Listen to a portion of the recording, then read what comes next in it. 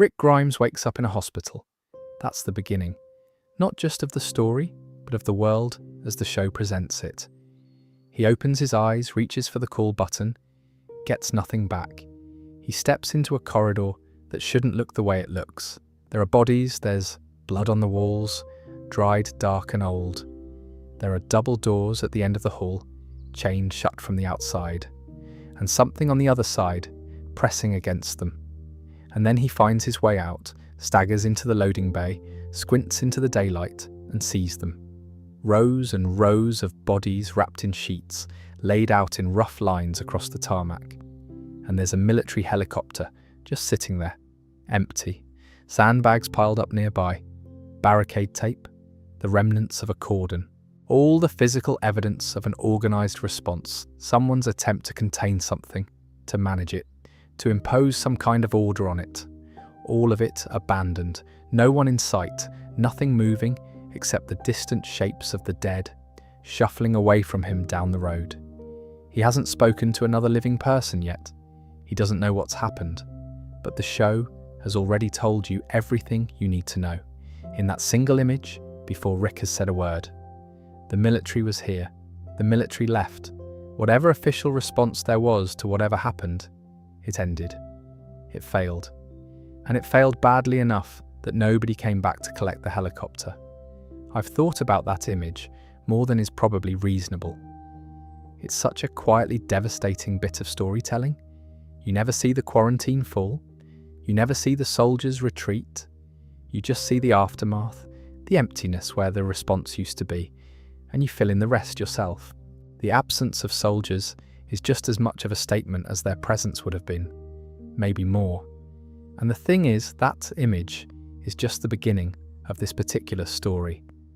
Because the military's failure in The Walking Dead isn't a single event. It's not one battle, not one bad call, not one morning where someone in a general's uniform made the wrong choice and everything unraveled from there. It's a whole chain of collapses, stretched across the entire run of the show and its spin-offs. Every era has its version of the same story. Every time you see organised military force in this world, you're watching something in its final chapter, whether that's 10 minutes in or years later. The early days, what the army actually tried to do, what Operation Cobalt was, why the quarantine zones crumbled, the CDC, and what it tells us about how quickly institutional hope ran out. The governor, who quietly erased the last functioning military unit we see in the field during those first couple of years, and did it with a white flag and a smile. The prison arc. The saviours as this strange and uncomfortable dark parody of military organisation. The Commonwealth and its gradual rot from the inside. And then, at the far end of the timeline, the CRM, the Civic Republic military, the one military force that actually survived intact. And what surviving cost it, and what it eventually became. That's a lot of ground. But none of it is going anywhere tonight, and neither are you, presumably. So we can move through it slowly. If you're new to the channel, by the way, this is exactly what we do here. Long, unhurried walks through Walking Dead lore. The things the show explained, the things it left deliberately vague, the things that only make sense once you've watched everything and come back to the beginning. If that sounds like your kind of evening, subscribing is free and it does help more than you'd probably expect. Right, let's start at the very beginning, which means starting at a hospital in King County, Georgia, on a morning that most of the world was not having a good time. There's something worth sitting with before we go further about what that opening image asks of the audience. Most post-apocalyptic stories begin at the moment of the collapse, or they begin so far after it that the old world is myth. The Walking Dead begins right in the scene between a few weeks after the fall, when the infrastructure is still physically present, but the people who operated it are gone. The hospital building is still standing. The helicopter is undamaged. The equipment is all there. It's just that nobody's using any of it. That's a deliberate, creative choice, and it does something clever. It means you're asked to imagine the failure, not witness it. The show never shows you the military losing. It shows you what came after and lets you reverse engineer what must have happened. And the reverse engineering is, I'd argue, more interesting than watching actual battles would have been, because the questions it raises are genuinely fascinating. How long did those soldiers hold those positions? Who made the call to pull back? Was there a chain of command in place when they did, or had it already disintegrated? Did anyone decide to leave, or did the lines just erode, soldier by soldier, until there was nobody left? And where did they all go? Fort Benning, presumably, or whatever felt like the next defensible position. And what happened when they got there? The show never answers most of those questions directly, but over the course of 11 seasons plus the spin-offs, it gives you enough pieces that you can start assembling a picture. And the picture, once you assemble it, is both more complex and more human than you might expect from a zombie show. It's not really a story about military tactics. It's a story about what happens to institutions when the thing they were built to manage exceeds their capacity to manage it. Which is, when you think about it, a very human thing to be fascinated by. And there are different answers to that question in different parts of the show. The federal military had one answer. The governor had a different one. Negan had another. The Commonwealth had another still. The CRM had an answer that is honestly the most disturbing of all of them. Not because it's evil in a simple way, but because you can follow the logic of it all the way down and understand how people got there. But we'll get to all of that. For now, the hospital, the helicopter, and what the military was actually trying to do in those first hours and days. The first thing the military did, as far as we can piece together, was the correct thing. They activated. They responded. They sent personnel to hospitals. They established evacuation protocols. They tried to contain the spread of infection and move uninfected civilians to designated safe areas. This is, by every reasonable measure, what you'd want an organised military response to look like in the early hours of an unknown outbreak.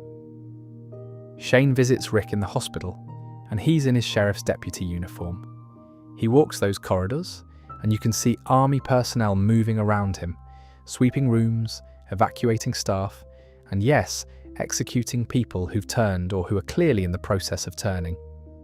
Which is brutal, but also, given what they knew, or thought they knew, about infection and transmission, not unreasonable. They were treating it like a contained biological threat. Eliminate the infected, remove the uninfected to safety, hold the perimeter. Standard infectious disease response, scaled up to include armed personnel. The problem, of course, is that the fundamental premise of their response was wrong. They didn't know, couldn't have known yet, that everybody who dies reanimates regardless of whether they've been bitten. That single fact invalidates the entire triage strategy. If a bitten person is the only danger, then you isolate the bitten and protect the unbitten, and you have a containment problem. If everyone who dies for any reason is a danger, then you have something orders of magnitude more complicated, and the protocols you built for the first problem are actively counterproductive for the second. Shane makes a decision at Rick's bedside that captures this perfectly, and it's worth spending a moment on. The power goes out. Rick's monitors go dark. Shane listens for a heartbeat, hears nothing, or believes he hears nothing, and concludes reasonably that Rick is dead, and so he leaves him. He barricades the door, which is a small mercy, but he leaves. That decision, made with the best information available, is also the decision that sets the entire plot in motion. Because Rick wasn't dead. He was in a coma, his heart beating too faintly for Shane to detect in a moment of panic. The army personnel who swept the room made the same calculation and left him there too. The military couldn't distinguish between the truly dead, who were about to reanimate, and the nearly dead, who were still recoverable. Nobody could. That's not a failure of strategy or training or commitment. It's a failure of information in a situation where the information needed was not yet available to anyone. And by the time it was available, by the time anyone understood the real rules of this new world, the window for a coordinated military response had probably already closed. Now, talking a bit about what we know of the early response on a larger scale, and specifically Atlanta. One of the most striking images in the whole show comes from a flashback in Season 2, and I find myself thinking about this one quite a bit too. Shane and Laurie are stuck in traffic on the highway leading into Atlanta. There are thousands of cars, nobody moving, helicopters overhead, people standing on the road, nobody knowing what to do. And then Laurie and Shane walk ahead to see if there's any information, any direction, and they end up watching from a hillside as military gunships deploy napalm charges over the skyscrapers of Atlanta. Burning the city. The decision had been made to burn the city. The phrase used later in The Ones Who Live, decades of story later, is clearing disease vectors. That's the clinical term that the federal military apparently used to describe bombing its own cities. And what's interesting about that phrase isn't that it's cold, although it is. What's interesting is that it's precise. It reflects a genuine line of reasoning. If the disease is spreading through infected bodies and the infected bodies are concentrated in urban centres, and you can't clear those centres by any other means, then you burn the centres.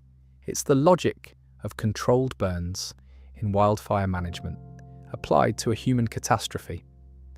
The problem is that this logic assumes the thing you're burning is the whole problem, which again, it wasn't. And there's a human cost to that reasoning that the show asks you to sit with quietly, without making a big speech about it. All those people in Atlanta who were in the refugee centres, who'd gone to the designated safe locations because the broadcasts told them to, they were in the city when it burned. The military's response at its largest scale killed the very people it was theoretically trying to protect, not through malice. Through a catastrophic misunderstanding of what they were dealing with, Shane and Laurie hold on to each other on that hillside, terrified, watching Atlanta burn. I don't know if there's a better image in the entire show for the failure of institutions. No villain, no single catastrophic decision by one corrupt person. Just the logic of organised response, applied faithfully to an unprecedented situation, producing a catastrophe. And this is worth noting, since we'll come back to it later. The federal military's response in those early days wasn't uniform. There was a split. In Pennsylvania, according to what we learn from Beale in The Ones Who Live, the National Guard actively fought the federal military over exactly this kind of decision. Two branches of the same armed forces shooting at each other while the dead walked. The collapse wasn't just against the walkers, part of it was the military fighting itself. But that's a bit further down the road. For now, the key thing is this. By the time Rick wakes up in that hospital and walks out into that empty loading bay, the military's first and most ambitious attempt to contain the outbreak, the evacuation centres, the quarantine zones, the bombing of Atlanta, has already happened and already failed. He's waking up into the aftermath. There's something I find worth sitting with about the specific geography of what Rick sees when he first leaves the hospital.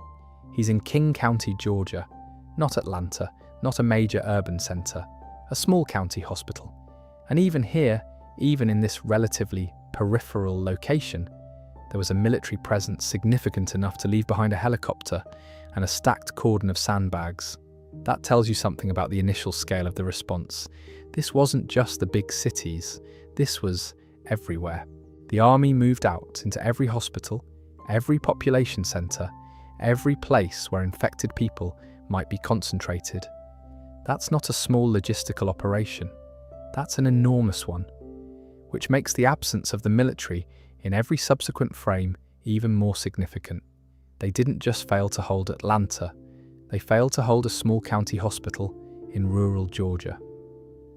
Whatever overwhelmed the response wasn't geographically selective, it was total.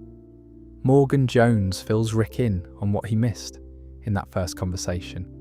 The recently dead started reanimating. People got bitten, turned into walkers, bit others. Societal collapse happened on a timeline that Morgan describes with a kind of exhausted matter-of-factness, because by the time Rick wakes up, Morgan has already absorbed the reality. He's past shock. He's in survival mode. What Morgan's account also tells you if you're listening carefully, is that the collapse wasn't uniform.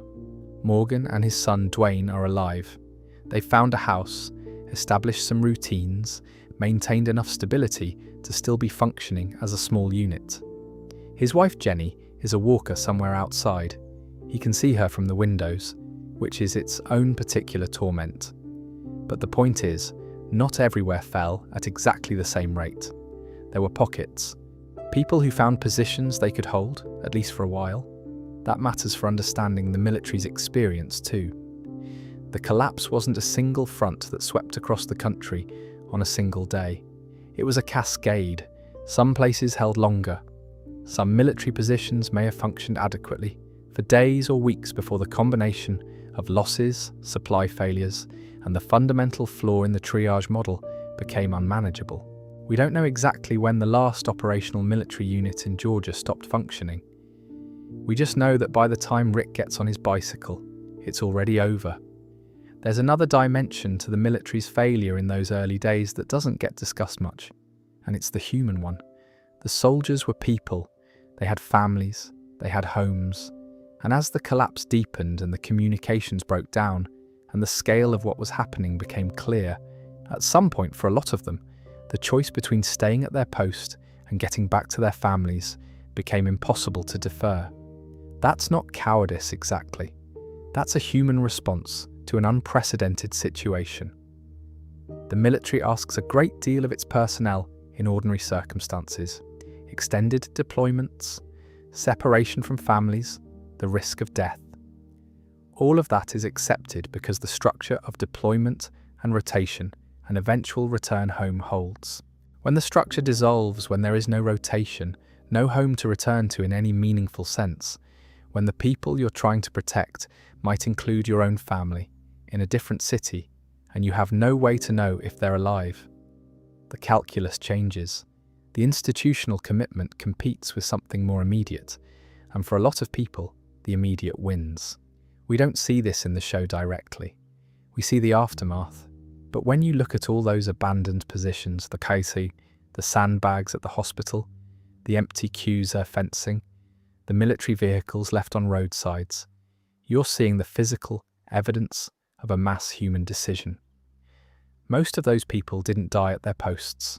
They left, and they left because they were people, with everything that entails, and the institution couldn't hold them once the personal stakes became clear enough. Morgan's board, the names of walkers he's marked down, trying to keep track, trying to maintain some record of who these people were, is, now that I think about it, the earliest version of what the survivors keep trying to rebuild throughout the whole show.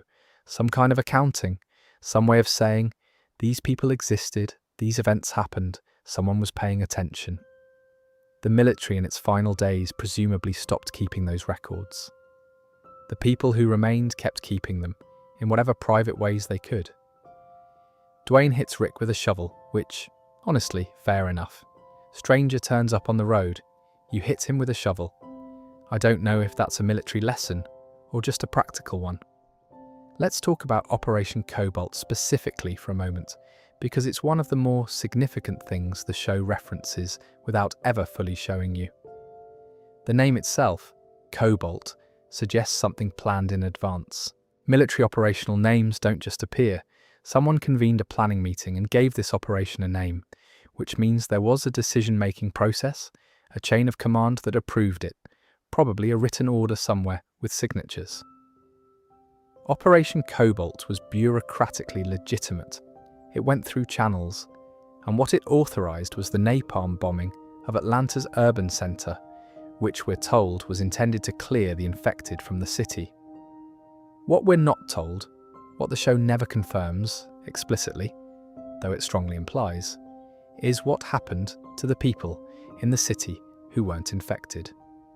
Were they evacuated first? Were they told to evacuate and given time to do so? Or was the timeline of the bombing and the pace of the collapse such that there simply wasn't time to separate the living from the dead, and the decision was made anyway?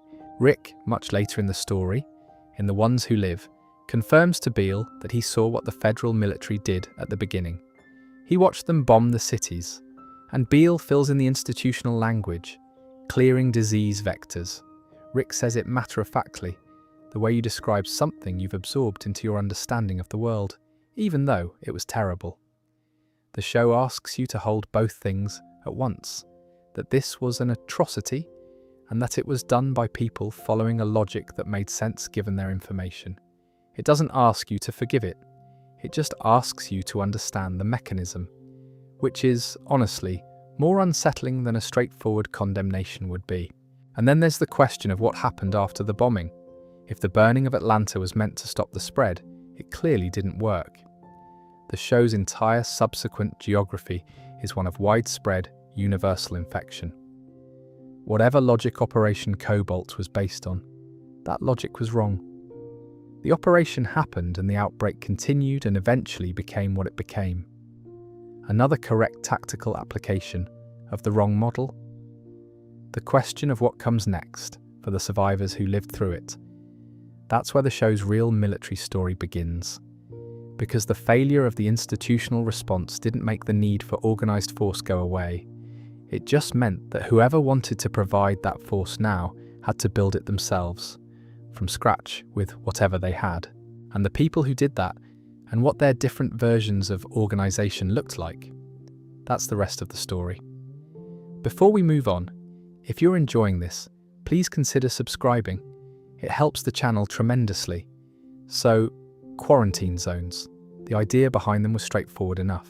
You find a location that's defensible, you reinforce the perimeter, you funnel uninfected survivors inside, you station military personnel to maintain order and manage resources, and you hold out until a solution arrives. Every pandemic contingency plan in the modern world has some version of this logic built into it. Shelter in place, evacuation centres, designated safe zones. It's a well-established framework. What it's not designed for is an outbreak where the threat regenerates indefinitely from within. Atlanta was the primary QZ for the region. We know from the emergency broadcasts that Shane and Laurie were listening to on the highway that it was presented as a sanctuary, the place to go, the official safe location. And thousands of people went. They did exactly what they were told. They drove to Atlanta, they crowded into the city, and they waited. What we see when the show begins is what came after that. The city overrun, the streets full of walkers, the refugee centre either never properly established or collapsed so early that by the time Rick arrives, there's no trace of it. All those people who went to the designated safe location, we don't know their individual stories, but we know the aggregate one. It didn't work. And the thing that strikes me about this, the more I think about it, is that the quarantine zone model actually made the situation worse, in a very specific way, because it concentrated people. Instead of spreading survivors across the landscape, where they'd be smaller targets and more mobile, the official response pulled everyone into one place.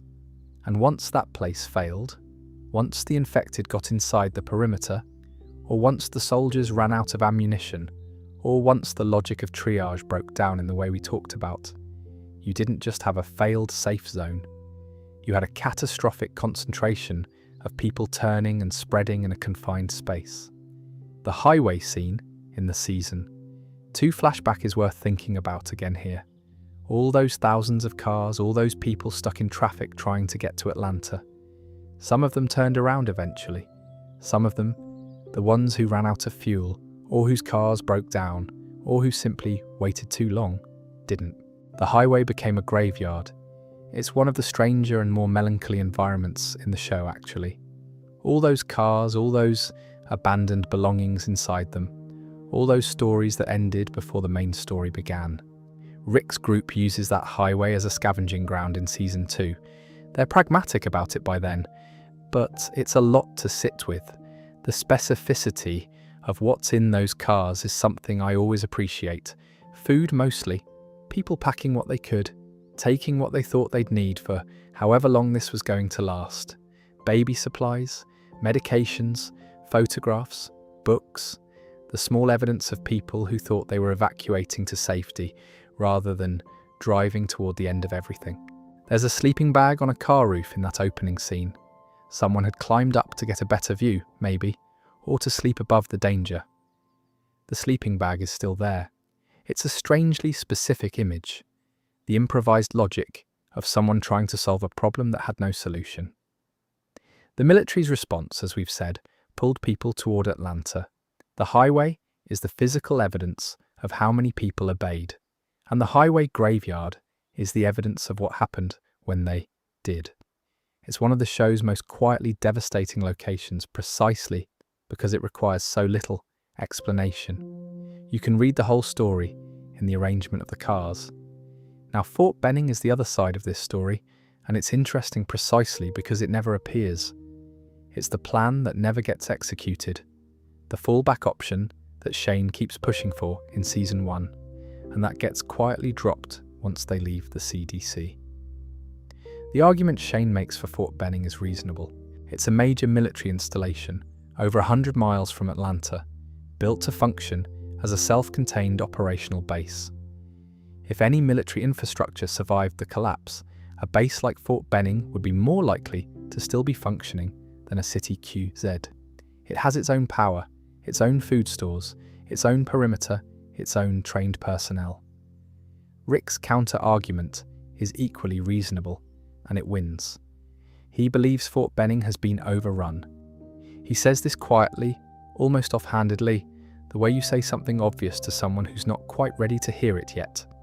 He's seen enough abandoned military cordons to have reached a conclusion about what must have happened to the larger installations.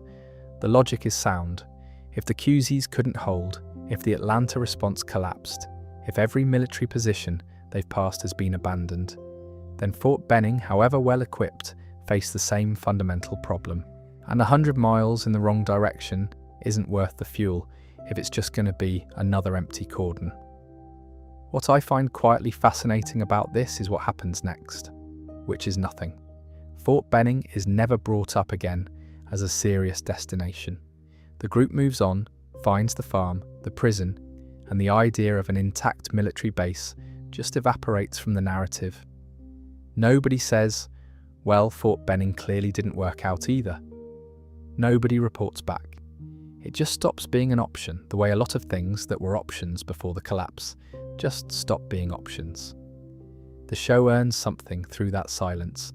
It tells you without telling you that the idea of official military rescue became genuinely unthinkable, fast enough that people stopped thinking it. 6 months in, a year in, by the time Rick's group is at Herschel's farm, the concept of an army coming to help isn't a distant hope. It's not really anything at all, and that gap between the army will fix this and the army is a thing that used to exist happens so quickly that we almost miss it happening. Season 1, Shane is still arguing for Fort Benning. Season 2, nobody mentions it once. Whatever closing of a door that represents, the show doesn't call attention to it. It just lets the silence sit there. That silence is probably the most honest thing the show does about institutional collapse. These things don't end with a formal announcement.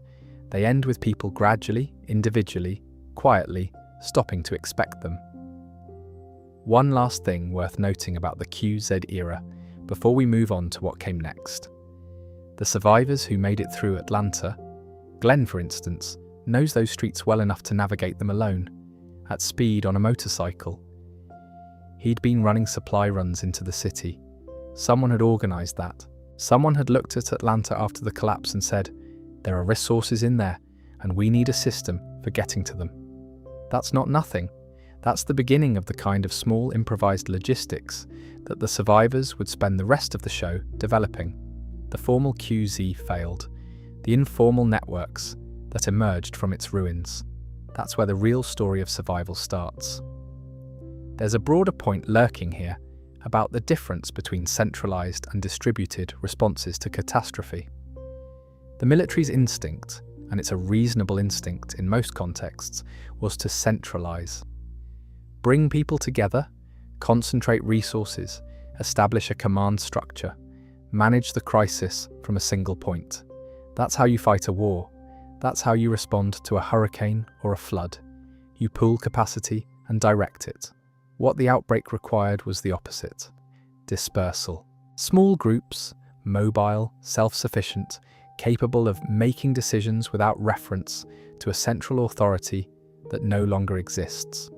The military was structurally incapable of pivoting to that model, even if individual soldiers understood it, because the institution itself ran on the centralized logic. You can't take an army and tell it to stop being an army. The habits of hierarchy and concentration are too deeply built in, whereas the survivors, precisely because they had no institutional habits to fall back on, arrived at dispersal and small group mobility almost immediately, not because they were smarter than the military, because they had nothing else. Necessity is a very efficient teacher. There's also something worth noting about the psychological experience of the QZs, from the perspective of the people inside them. The show gives us very little direct access to this. We see the aftermath, not the event, but we can infer it from what the survivors carry with them. The people who were in QZs and survived them tend to have a particular flavour of trauma, not just grief or fear, but something closer to betrayal. They went to the place they were told to go. They did what the authorities asked, and the authorities failed them comprehensively. That experience of institutional betrayal is one of the things that makes the survivors of this world so resistant to authority structures in the years that follow. Rick's group, for most of the show's run, is deeply suspicious of anyone presenting themselves as a governing authority. They've seen what governing authorities do when things get hard. They've been inside the official response, and they know what it looked like from the ground. That suspicion isn't paranoia, it's evidence-based, and it's one of the things the show's honest about, that the experience of the collapse didn't just leave people grieving the world that was lost. It left them fundamentally altered in how they relate to institutional power. The QZs did that. The military response did that. The burning of Atlanta did that. You can rebuild infrastructure. You can rebuild walls and supply chains and governance structures. What's much harder to rebuild is the basic civic trust that makes people willing to participate in shared institutions in the first place. The show keeps bumping up against this problem. Across every community it depicts, and it never quite resolves it, because it probably can't be resolved in one generation, maybe two, maybe more. And that, in a way, is the QZ's longest-lasting legacy in this world. Not the physical ruins. Those get reclaimed by the landscape reasonably quickly. But the damage to the idea that institutions can be trusted with your safety. That damage runs through every subsequent season, in every community the show depicts, in every moment where a character has to decide whether to give a new authority the benefit of the doubt or hold something back. Fort Benning is gone, the QZs are gone, but the memory of what it felt like to be failed by the official response, that persists, that shapes everything that comes after. The CDC isn't a military facility. That's worth noting up front. Dr. Edwin Jenner is a scientist, not a soldier. The Center for Disease Control is a civilian institution, but the CDC episode in Season 1 tells us more about the military's last chapter than almost anything else in the first two seasons, because it tells us about the pace of institutional collapse, and that pace is startling.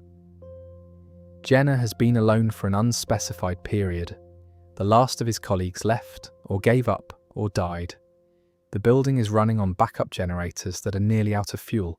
The only thing he has left is a single tissue sample, TS19, which represents the only remaining research into the nature of the infection.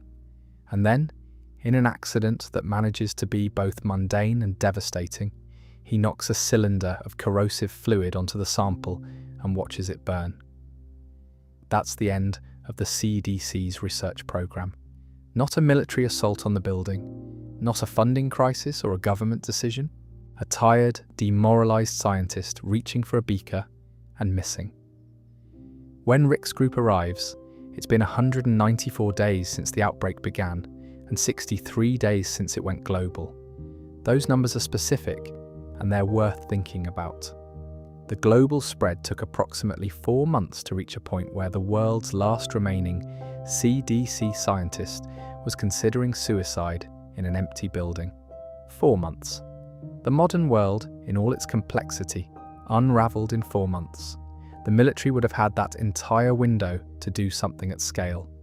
Full governmental authority, full access to resources, full institutional capacity, and by the time Rick's group is standing in the CDC lobby, there are no soldiers within radio range, there are no signals, there's no indication that any organised military response is ongoing anywhere. That compression, from global outbreak to complete institutional silence in roughly 2 months, is one of the things the show asks you to just accept. And I think it earns that ask, because the scenario it's building is internally consistent. The military didn't know the rule about universal reanimation. They were operating on the wrong model. And when you're operating on the wrong model at full institutional scale, you can collapse very quickly, because every action you're taking is making the situation worse rather than better. It's also worth thinking about what it must have felt like, from inside the CDC, to watch the military response fail in real time. Jenner would have had communications for a while. He would have been receiving data, reports, updates from the field, and watching the curve of infections continue regardless of every intervention. He would have watched Operation Cobalt happen, and watched the infection keep spreading.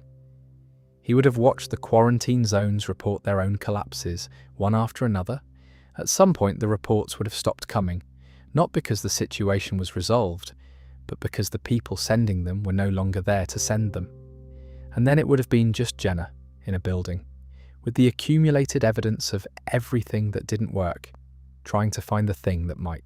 That context, the CDC as the place where the failure of every other response was visible and documented before becoming the last place trying to find an answer, gives the building a weight that the episode makes good use of.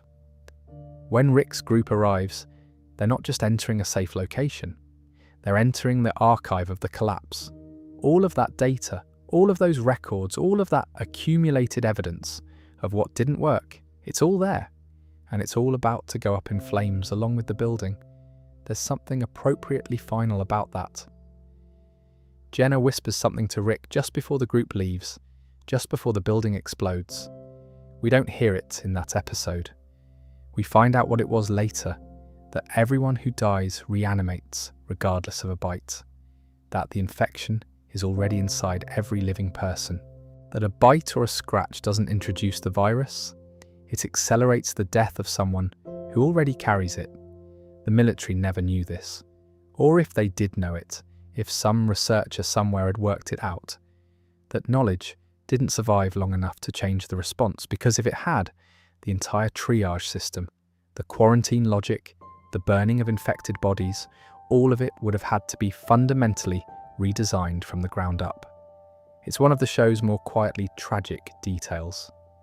The piece of information that might have changed everything, that might have at least changed the military's approach in ways that gave them a better chance, was just barely out of reach when it mattered.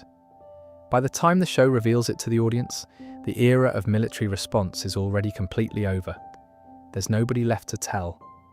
The CDC explodes, the group drives away, and with the building goes the last physical remnant of any organised governmental response to the outbreak. After the CDC, the show stops pretending.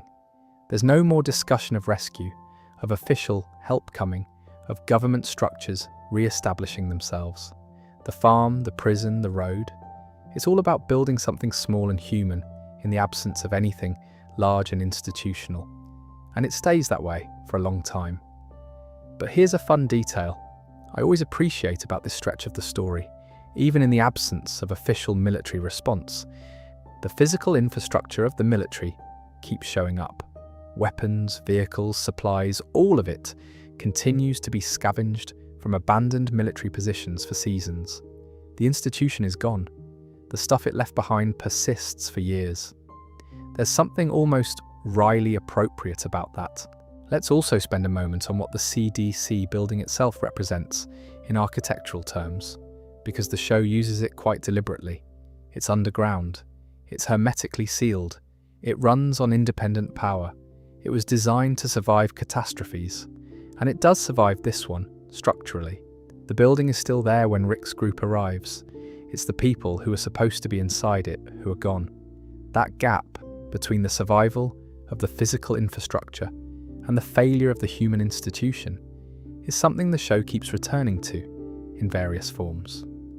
The prison is structurally intact when Rick's group finds it. The walkers inside are a manageable problem.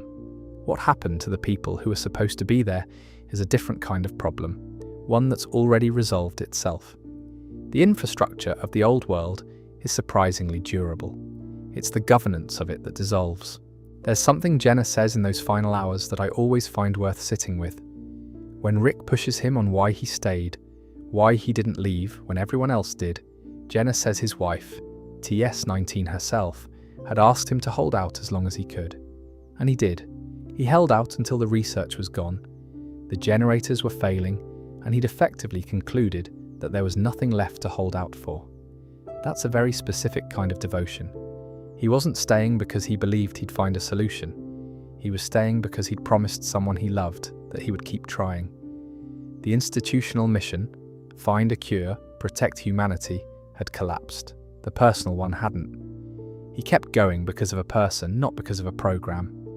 I find that quietly moving, even after multiple rewatches. It's the show's first example of what becomes one of its central propositions. When institutions fail, the thing that keeps people going is the people they love. The federal government couldn't sustain the military response. The military couldn't sustain the CDC.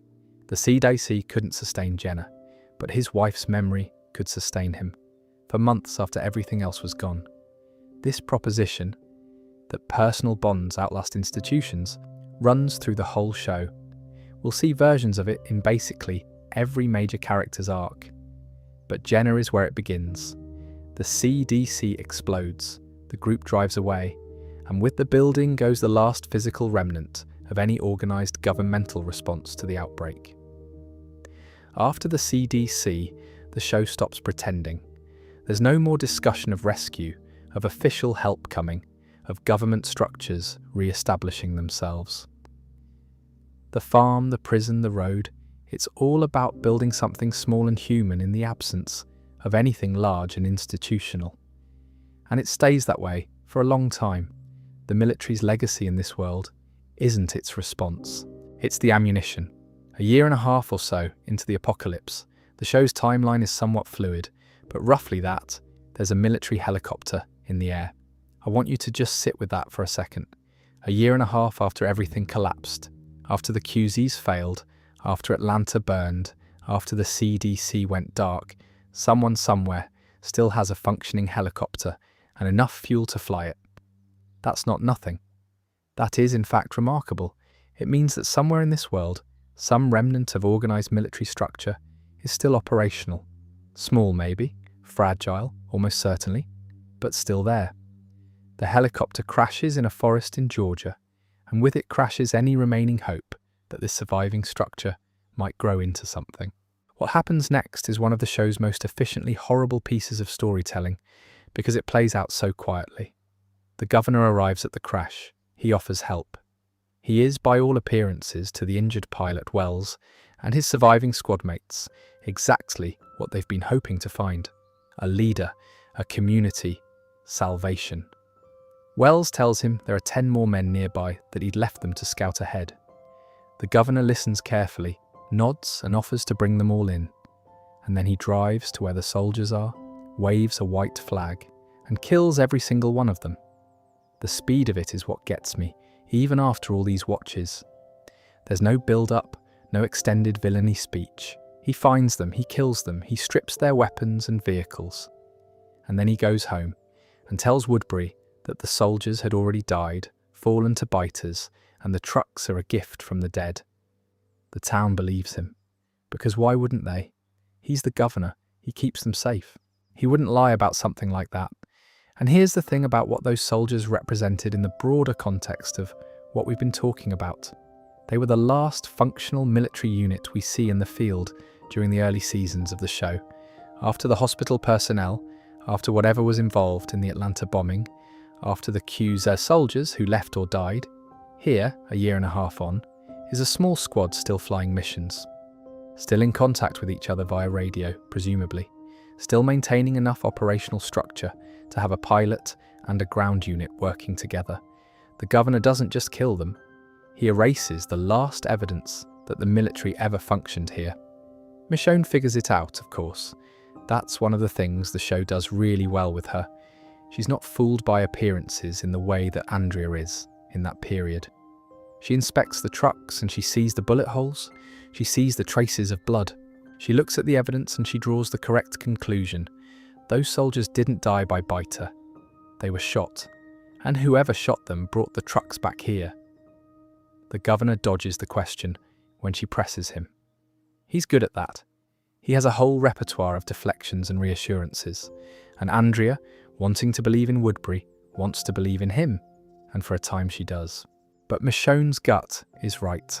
And the show takes its time letting that pay off, which honestly is part of what makes it satisfying when it does.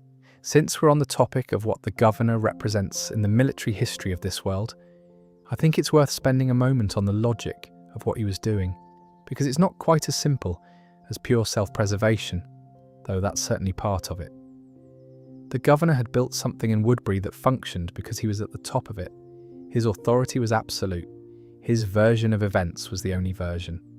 The town's safety was contingent on him, not on any system or institution that could operate without him. Soldiers, especially soldiers still in contact with a wider structure, represent a direct threat to that kind of authority. They have their own chain of command. They have their own rules of engagement. They might, conceivably, decide that Woodbury's governance arrangement was not consistent with whatever standards they were still holding themselves to. He couldn't have that. So he removed it. It's a small story. 12 soldiers, one ambush, one town that never found out what happened. But in the context of the whole show, it lands as something more than a character moment for Philip Blake. It's the moment where the very last remnant of the world's original military response gets quietly, methodically eliminated. Not by walkers, not by the collapse, by a man with a white flag and a very clear sense of what he needed. There's a later detail that I always find quietly striking. In Season 4, when the governor is drifting alone after the massacre of his own Woodbury forces, before he finds the Chandler family and starts rebuilding himself, he camps at the site of the National Guard ambush, the military outpost where he killed them. He sits there by a fire and doesn't flinch at a walker walking into it. He goes back, and the show doesn't make a big thing of it.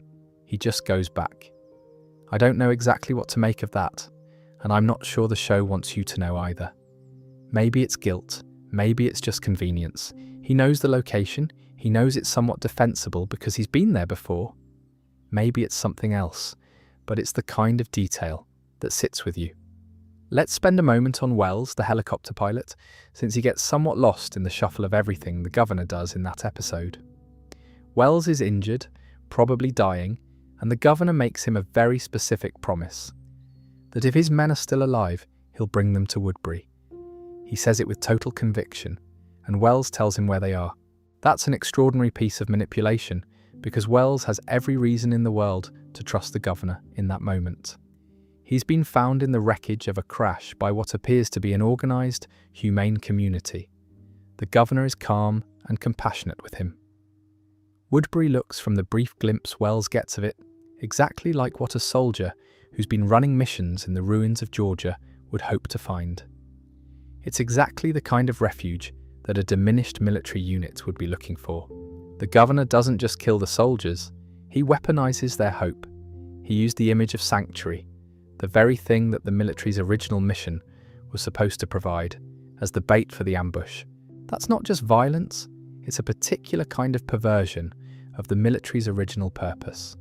The soldiers died trusting that the system still worked, that there were still people with authority who could be relied on to honour a promise. That trust was what got them killed. There's a detail in the show's follow-up to this that I think is worth noting. When Michonne eventually leaves Woodbury, when she has had enough of the governor's evasions and decides she's done, she leaves in part because of those trucks, because she knows what the bullet holes mean, and she cannot unknow it, and staying means accepting a story she doesn't believe. The soldiers' death, in other words, doesn't just end their story. It becomes the crack in Woodbury's credibility that Michonne can't paper over. Their murder has a long tail. And then there's what happens to Woodbury itself, eventually. The governor burns it down. After the massacre of his own forces on the road, after the disintegration of whatever held Philip Blake together, he drives back to Woodbury and burns it. The town that he built, that he lied to protect, that he murdered soldiers to preserve, he sets it on fire and walks away. Which is, whatever else you want to say about it, complete. The whole system, the ambush, the trucks, the lie, the governance, had depended on the governor having a reason to maintain it. When he lost that reason, everything he'd built went with it, including the military hardware he'd spent so much effort to acquire. The National Guard trucks, by the way, end up at Woodbury for a while. They're eventually used in the governor's assault on the prison. The military hardware outsurvives the military by a considerable margin. The weapons, the vehicles, those things are still going. The institution that made them, the chain of command that operated them, the people trained to use them properly, all of that is gone. The equipment that was meant to save the world ends up being used by one man to try to destroy a small community of survivors huddled in a Georgia prison. That arc, from national defense asset to instrument of one man's vendetta, is in miniature the whole story of military collapse in this world. There's one more thing worth noting about the aftermath of the governor's story, specifically in relation to the military hardware. After the governor burns Woodbury and wanders alone and eventually dies at the prison in the second assault, the trucks, the weapons, the accumulated military supplies from the National Guard ambush, all of it gets absorbed into the prison group's inventory. Rick's people inherit the governor's inheritance, which is a strange kind of continuity. The National Guard's equipment passes through the governor's hands and ends up with the survivors who defeated him. It's still doing the work of protecting people, just people the National Guard would never have imagined protecting, in circumstances nobody planned for. The equipment outlasts every authority structure that held it, and ends up serving whoever is still alive to use it. That's probably the most honest summary of the military's legacy in this world. Not the response, not the doctrine, not the institutional hierarchy. The stuff, pragmatically repurposed, generation after generation, by whoever needs it most. No notes. One of the interesting things the prison arc does, quietly, without drawing too much attention to it, is show you what organised force looks like when it's been rebuilt from scratch by civilians who never expected to need it. Rick's group, by the time they take the prison, has been surviving for roughly a year. They've learned. Not from military training. Rick has some law enforcement background, but that's different. From experience, trial and error. Watching what works and what doesn't in a world that punishes mistakes immediately. And the way they operate the prison is genuinely tactical. Watches, perimeter management, supply runs with designated personnel, a decision-making structure that evolves over time into the council system. It's not an army, but it's also not nothing. The governor's assault on the prison, when it finally comes in the Season 3 finale, is worth looking at in this context. Because the governor has military hardware and a much larger force. He has the National Guard trucks, mounted .50 caliber machine guns, grenade launchers. He destroys the guard towers systematically before moving in. He's applying something that at least resembles military doctrine. Suppress the elevated positions, establish fire superiority, then advance on the objective. And Rick's group isn't there when he arrives. That's not luck. That's a deliberate decision by Rick and the group. Reach through something that functions like operational planning. They cleared out. They let the governor's force take an empty building, and then Glenn and Maggie hit them from an unexpected angle on the way out, with flash grenades and smoke, which spooks the soldiers enough that the whole assault falls apart. A militia of survivors, with limited weapons and no formal training, repelled a force with armour and heavy weapons, through better knowledge of the terrain and an accurate read of the enemy's psychology. The governor's forces were willing to storm a defended building, but not willing to hold ground under unexpected fire in a confused environment. Rick's group knew that, or guessed it correctly. Now, the governor's subsequent massacre of his own retreating Woodbury fighters, that's a whole separate thing, and it's genuinely horrible. He stops them on the road, loses whatever was left of his composure, and just starts shooting the people who'd followed him into battle because they refused to go back and keep fighting. It's the complete dissolution of the command relationship. A commander's authority derives, at some fundamental level, from the consent of the people being commanded. They follow orders because they believe those orders serve some purpose, protect some interest, move towards some goal. When the governor starts shooting people for retreating, he's not exercising command anymore. He's just a man with a gun who's angry. And even Martinez and Schumpert, his two most trusted lieutenants, the men who'd been with him through everything, watch this happen with visible horror and say nothing. Karen survives that. She hides under a corpse, and her account of what happened, "He killed everyone," is about as stark as a war crimes testimony gets.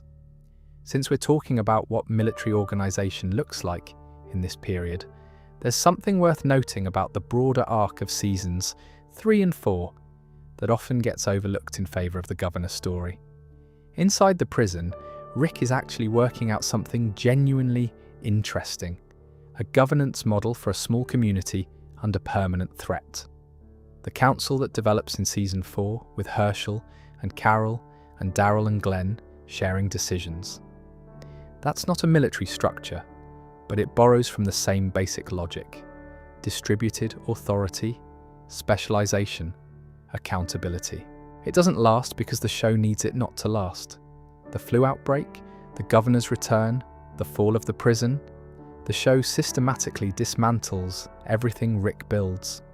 But for a stretch, the prison community represents something the military failed to achieve at scale: a functioning, organized, sustainable, human community operating under consistent rules. The irony being that they built it in a prison, which is, depending on your mood, either deeply funny or quietly poignant. Probably both.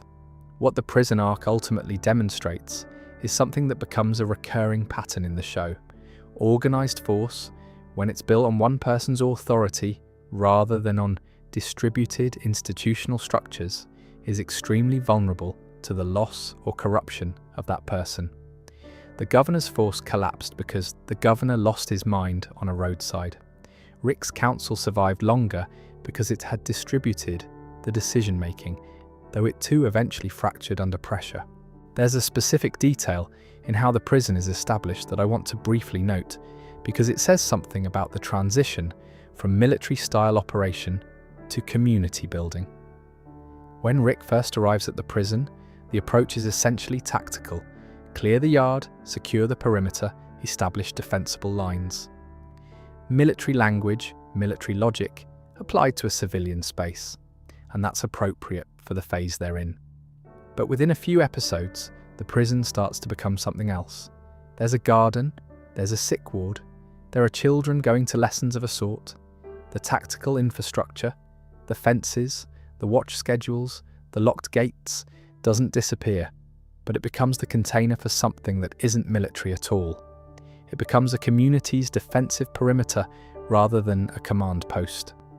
That transition from tactical position to home is one the show manages quietly and well.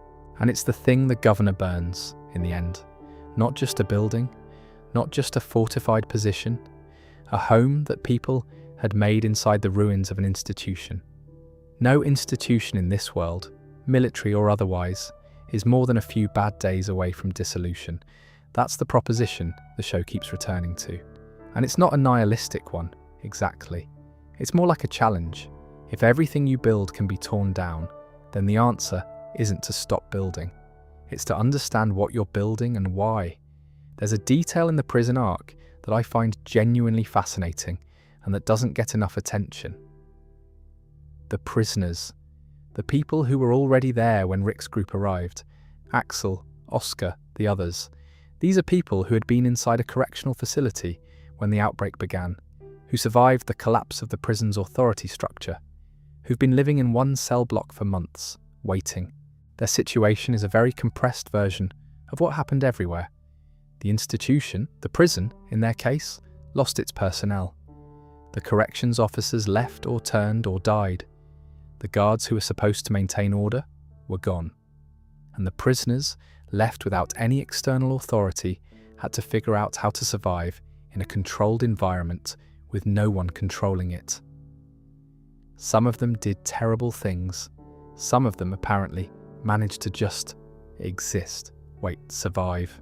What's interesting is that Rick's instinct is to exclude them, to insist that they don't belong, that they have to go, that the deal is the deal. And in some ways that instinct is about safety and threat assessment, but in other ways it's about the prison's old identity. These are the prisoners, we are not. The distinction still matters. It takes a while for that to dissolve, and even when it does, it dissolves incompletely. The old world's institutional categories, prisoner, guard, officer, civilian, keep haunting the new one. The prison as a physical structure brings all those categories back the moment anyone sets foot inside it. And the show is quietly aware of this, the way it's quietly aware of a lot of things. Carol's arc in the prison is also worth a brief mention here, in the context of what we're talking about. She goes from someone who deferred entirely to the authority of others, first Ed, then the group, then Rick, to someone who makes unilateral decisions about what the community needs and acts on them. Her choice to give weapons training to the children without asking Rick's permission. Her later decision, in Season 4, that she alone has the right to kill 2 infected people before the flu spreads further. That's not military decision-making, but it's something adjacent to it. It's the logic of command, the belief that someone with knowledge and capability has the authority to act for the protection of the group, even without explicit sanction. Carol builds that authority for herself, from scratch, inside the ruins of the old world's institutional framework, and she does it in a prison. The survivors keep building. That's the whole show, in one sentence. By the time we meet the saviors, we're a few years into the apocalypse. And what Negan has built, and I mean this as a genuine observation rather than a compliment, is by some margin the most militarized non-military organization in the entire show. Not the most moral, not the most functional in any sustainable sense, but the most genuinely army-like in its structure. There are outposts, there are regular patrols, there are radios and the radios work, and people actually answer them. There's a system of points and tribute that functions as both an economic model and a command and control mechanism. There are ranks, or something like ranks. There are lieutenants, Simon, Dwight, Eugene eventually, who have defined roles and areas of responsibility. There's a headquarters in the sanctuary that has manufacturing capacity and food storage and organised labour. Negan built this from scratch. In the chaos of the early collapse, when other communities were just trying to survive day to day, he was apparently building something with considerably more ambition. And whatever you think of how he runs it, and the show is not ambiguous about that, the structural achievement is real. There's a parallel here to the pre-collapse military that's worth sitting with.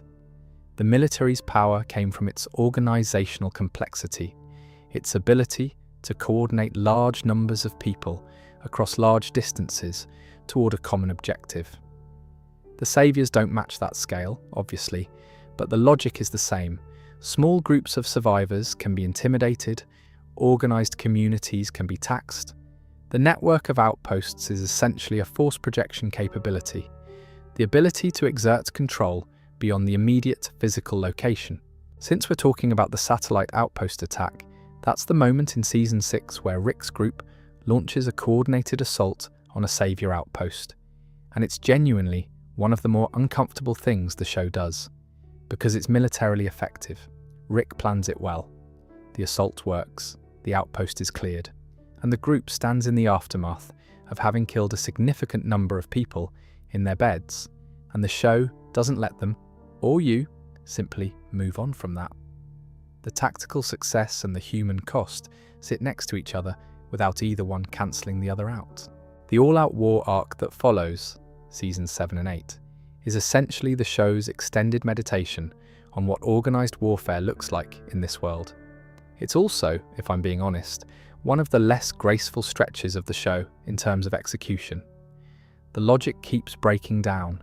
Characters make decisions that serve the plot rather than their established personalities.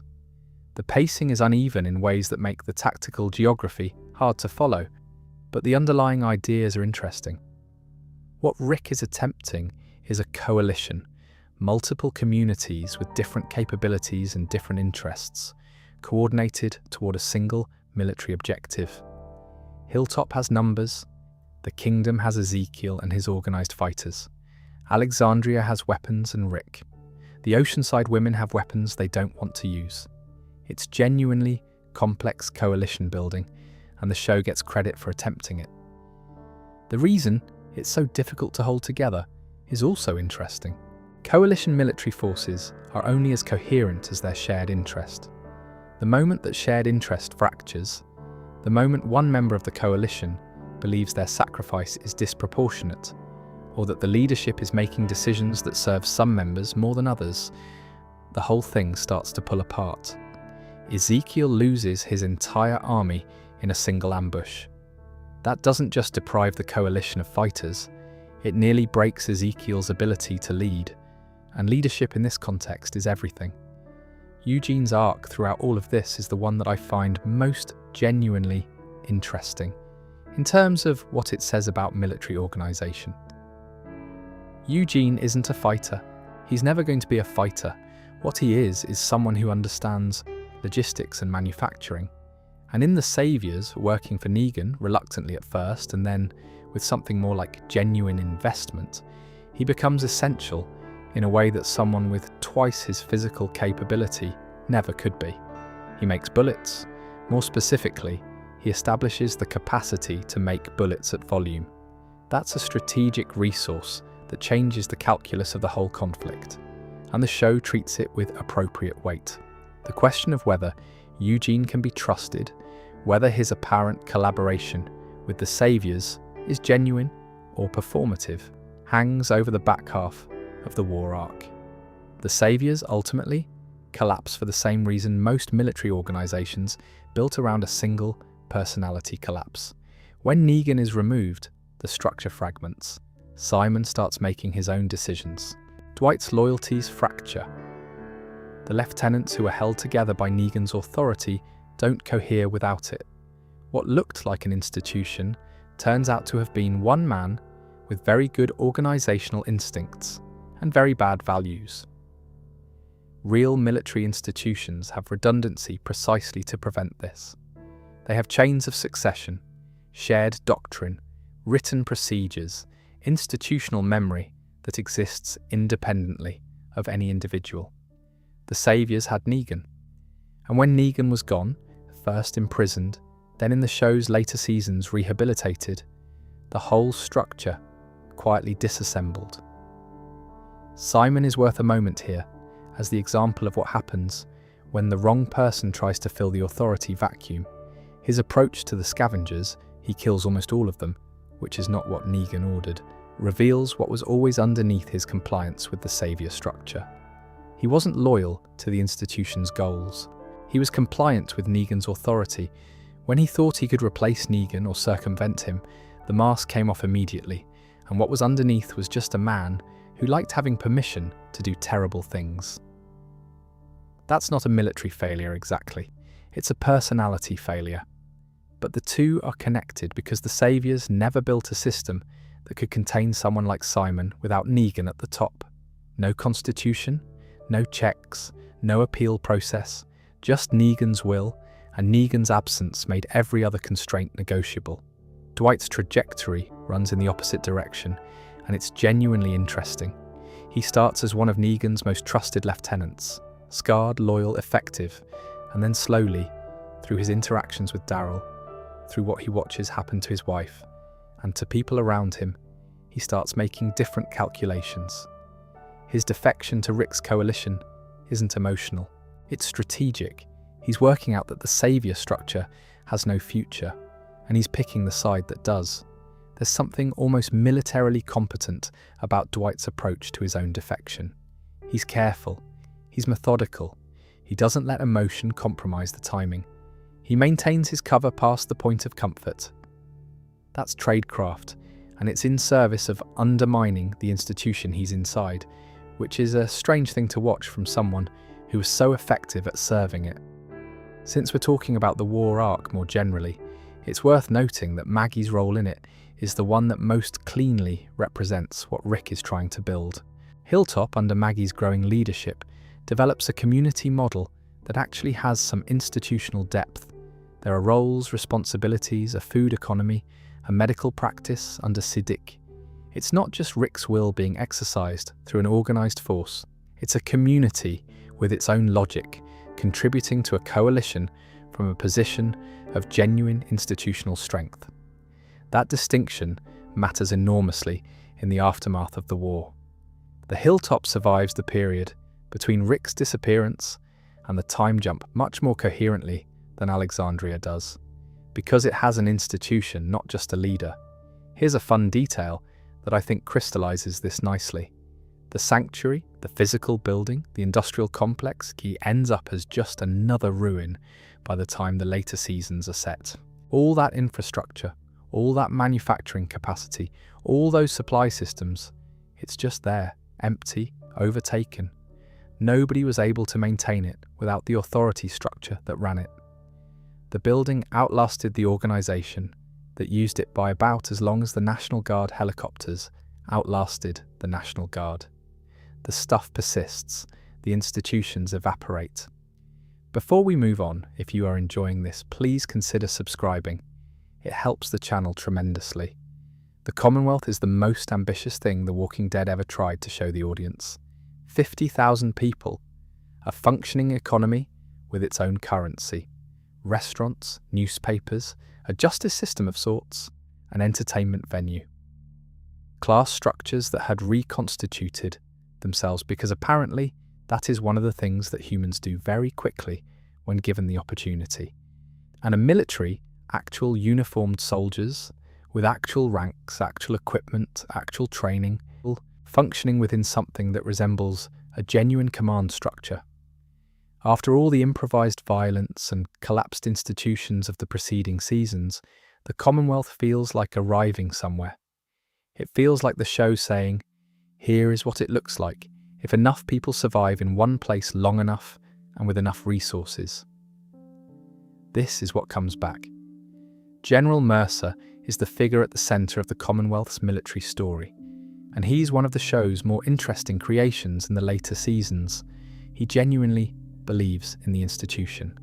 He enforces its rules because he believes rules matter, not because he's been told to. His relationship with his soldiers is one of real authority based on real competence.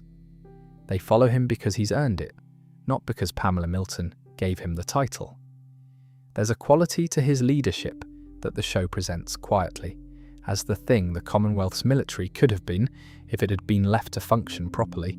And then there's the actual situation, which is that the Commonwealth's military had been gradually converted into a personal enforcement mechanism for the governor, the human governor, Pamela Milton, not Philip Blake, over an extended period.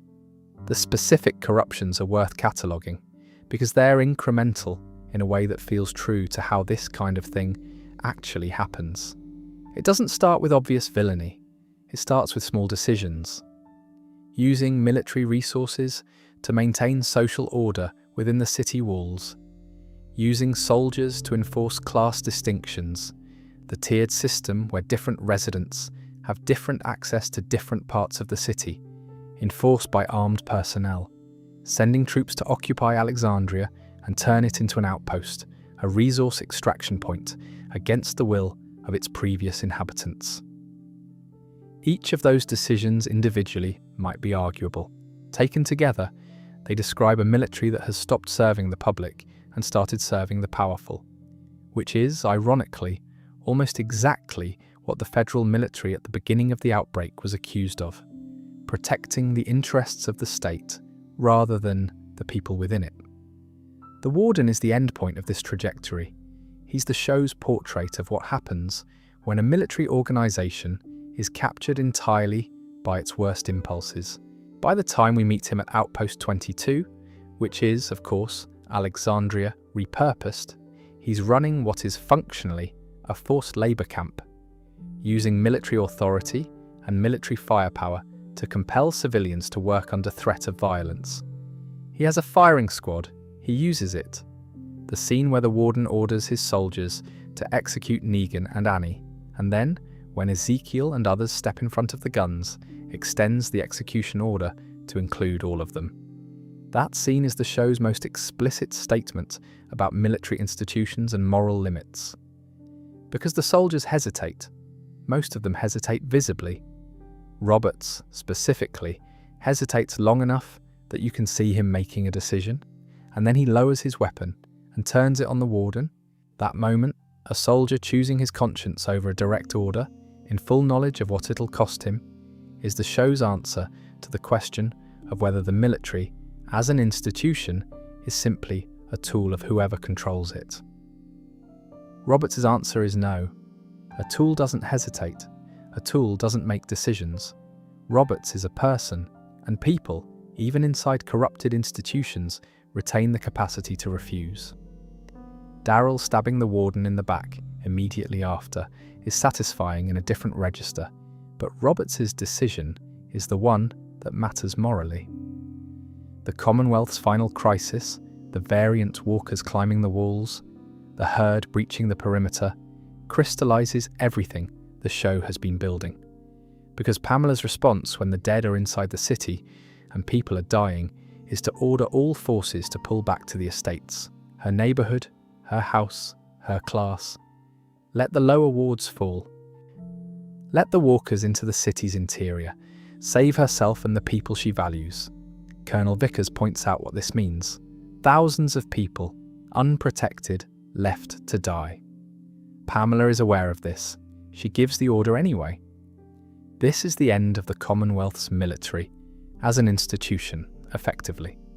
Not because the building falls or the uniform disappears, but because the authority that legitimizes it has been completely delegitimized. You can't have a military that abandons the people. It exists to protect while protecting the person who gives it orders. At that point, you don't have a military. You have a heavily armed personal security service. Mercer understands this. Mercer places Pamela under arrest. The institution asserts itself, through him, against the person who had corrupted it, but only just barely in time, and at enormous cost. After the crisis is resolved, after the walkers are cleared and the Commonwealth is stabilized, what's left is interesting. The military structure is still there. The uniforms, the equipment, the training, it all survived. What's changed is who it serves and what it's for. Mercer reorganizing things under civilian oversight, with the Civic Republic Council directing the remaining forces rather than a single executive authority. Which is, if you want to be optimistic about it, exactly what a military is supposed to look like. Public institution, public accountability, transparent about what it does and why. The Commonwealth had all the materials for that. It just needed the corruption stripped out. Now, there's a detail in the Commonwealth's history that I think is worth sitting with, because it connects to something the show is saying about how corruption enters institutions. It doesn't start with the warden and firing squads. It starts much earlier and much more quietly with the class system. The Commonwealth's tiered social structure, where your pre-collapse occupation largely determines your post-collapse position, is presented as a feature by Pamela and as a bug by pretty much everyone else. But what it does specifically for the military is create a caste within the caste. The higher class residents have better access to goods, better living conditions, and the implicit protection of being people whose safety the governor prioritizes. And the soldiers, who enforce these distinctions at checkpoints and during social functions, become the mechanism of class oppression before they become anything more dramatically terrible. That matters because it's so ordinary. Soldiers enforcing social hierarchies isn't a new phenomenon in human history. It's extremely common, And the people doing it, the individual soldiers at the checkpoints, aren't necessarily doing anything they recognize as monstrous. They're just doing their job. Following the rules of the system, they're inside. The route from enforcing the class system to working in a forced labour camp at Outpost 22 is a series of small escalations, each one incremental enough to seem manageable. Lance Hornsby is the civilian face of this institutional rot, in a way that's worth naming. He's not a soldier, he's the Commonwealth's Director of Civil Affairs, which is essentially the person who translates the military's capacity for force into civilian policy outcomes. He's the one who oversees the expansion into Alexandria and Hilltop and Oceanside, turning survivor communities into Commonwealth assets through a combination of inducement and implied threat. Lance is the mechanism by which the military's power gets extended beyond the city walls and applied to communities that didn't choose to be part of the Commonwealth. He does it with smiles and reasonableness and the occasional flash of something colder underneath. And the military enforces what he decides, because that's what militaries do when there's no civilian oversight to distinguish between legitimate policy and institutional aggression. That's actually a closer picture of how this kind of thing tends to go in practice, not through generals going rogue, but through the military being directed by civilian officials who have their own agendas and face no accountability. Lance Hornsby, cheerful and efficient, is in some ways a more accurate portrait of institutional rot than the Warden. The Warden is obviously monstrous.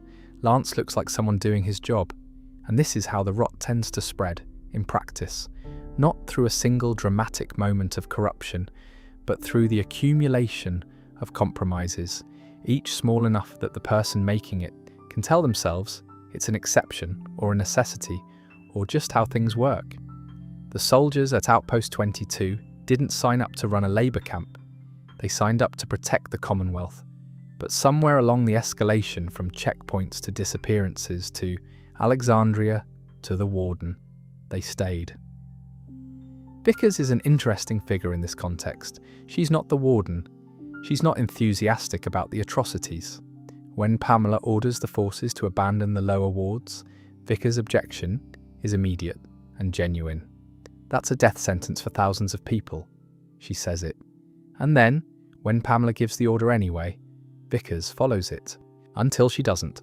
Until Mercer shows up with his forces and makes following Pamela's order a choice rather than a default. Vickers follows the chain of command, even when she believes it's wrong. The moment an alternative authority structure appears, Mercer with troops and a counter-order, she defers to him and lowers her weapons. Which suggests that what was stopping her wasn't belief in Pamela, it was the absence of a sanctioned alternative. And it's worth being specific about the difference. There's active complicity, choosing to do a terrible thing because you want to, and structural complicity, staying inside a system that does terrible things because the cost of individual refusal is too high and no legitimate alternative exists. Roberts refused even without an alternative. Vickers needed the alternative before she could refuse. Most people, in most institutions, are Vickers. The show doesn't condemn her for this. It just shows it, accurately, without commentary. There's something almost elegiac about watching this in the final episodes. The show spent several seasons showing you the worst version of organised military force in a post-collapse world, and then very quickly, very quietly, it shows you something that looks like the best version, and then it ends before you really get to see what that becomes, which honestly is very on brand for this show. The Civic Republic military is the answer to a question that The Walking Dead spent 11 seasons not quite asking directly. What if a military actually survived? Not a warlord's army, not a community's improvised defense force, not a corrupt institution slowly eating itself, an actual functioning military organization with thousands of soldiers, operational helicopters, field hospitals, supply chains, and a chain of command that works all the way down. The CRM exists, and it has protected a city of hundreds of thousands of people, Philadelphia, operating under the name the Civic Republic for years. By any measure, it's the most successful military institution in the post-collapse world. And it's also, by the time of the ones who live, the most troubling thing in that world. Let's start with how it came to exist, because the backstory we get from Major General Beale in The Ones Who Live is genuinely one of the more interesting things the franchise has ever produced, and it doesn't get talked about enough. Beale's history is military through and through. Vietnam, Fort Benning, officer training, Pennsylvania National Guard Command. He's been inside military institutions for his entire adult life. In other words, which makes him uniquely positioned for what happens when those institutions collapse and start fighting each other, because that's what happened in Pennsylvania. The federal military is the same force that was bombing Atlanta, that was clearing disease vectors with napalm, arrived in Pennsylvania with the same approach. And Beale, commanding the National Guard, made a different decision. He decided to fight them.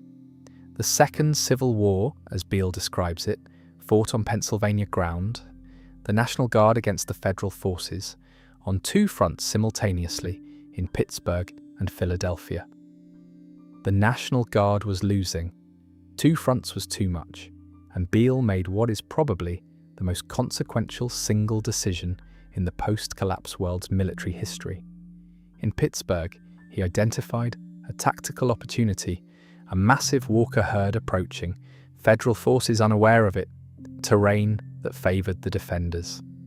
He evacuated his own National Guard forces under cover of night, and then he let the herd hit the federal forces, both armies actually, and the city.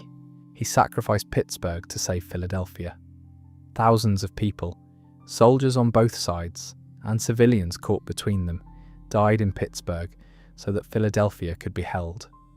Beale acknowledges this to Rick without flinching. He acknowledges the horror of it.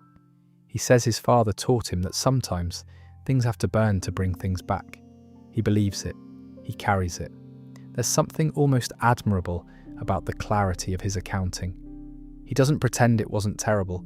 He just believes it was necessary, and he spent years living inside that belief. What the CRM became in the years between Pittsburgh and the events of The Ones Who Live is where the story gets genuinely complicated. Because the logic that justified sacrificing a city, that the survival of what you're protecting justifies enormous costs, didn't stop at Pittsburgh. It kept going. The CRM discovered that there were other surviving communities, Omaha, Portland, and the Civic Republic itself, in a loose alliance. And then, at some point, the decision was made that the alliance was a liability, that other communities knowing about Philadelphia, or knowing approximately where Philadelphia was, represented an existential security risk to the Civic Republic, that the only safe community is a secret community, and so the CRM destroyed Omaha and Portland, gassed them, killed everyone. The official term again is clearing disease vectors, the same language the federal military used to justify bombing Atlanta. The institutional vocabulary of military dehumanization, applied now not to the infected, but to perfectly healthy communities of living people. It's not a coincidence that the language is the same. It's the same logic carried to a further conclusion. Now, the structure of how this was done is interesting and worth a moment. It wasn't the CRM as a whole. The regular infantry, the soldiers doing normal patrols and maintenance, didn't know. The frontliner program knew more. And then there was the echelon level, the blood-striped soldiers, who knew everything. The atrocities were insulated inside the institution by layers of classification, each layer protecting the ones above it from accountability to the ones below. This is, honestly, how it tends to go when institutions do terrible things. Not everybody knows. Most people don't know. The institution as a whole can be made of people with genuinely good intentions who are doing genuinely useful work, while the worst things are being done at a level above them that they can't see. The CRM infantry, who were just clearing walker herds from the perimeter of Philadelphia.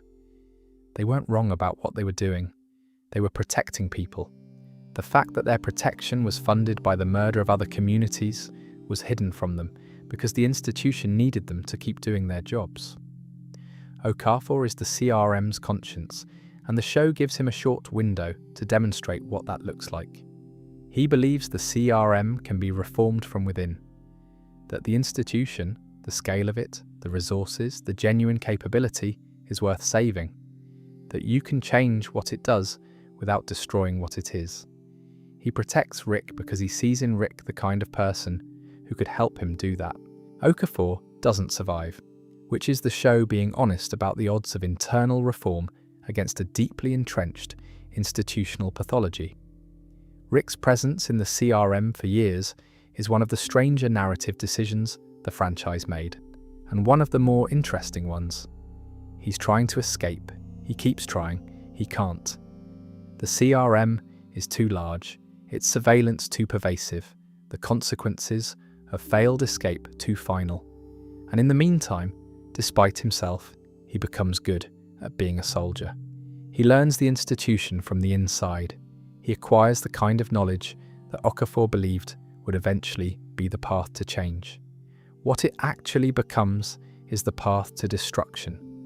By the time Michonne finds him, the path forward isn't reform, it's exposure, making the CRM's secrets public to the people who don't know them, the regular infantry, the civic republic citizens, the council, and letting the institution reckon with itself in full.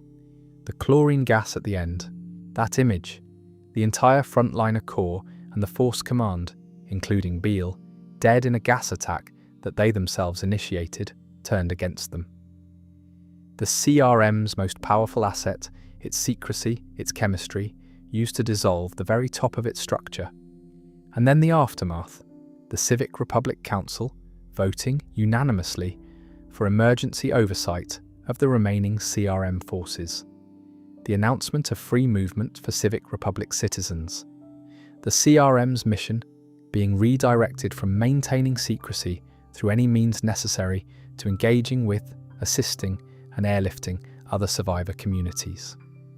That pivot from the most secretive, most destructive military institution in the post-collapse world to something that might actually function the way a military is supposed to function is either the show's most hopeful moment or its most naively optimistic one, depending on how generous you're feeling. I find myself going back and forth on it.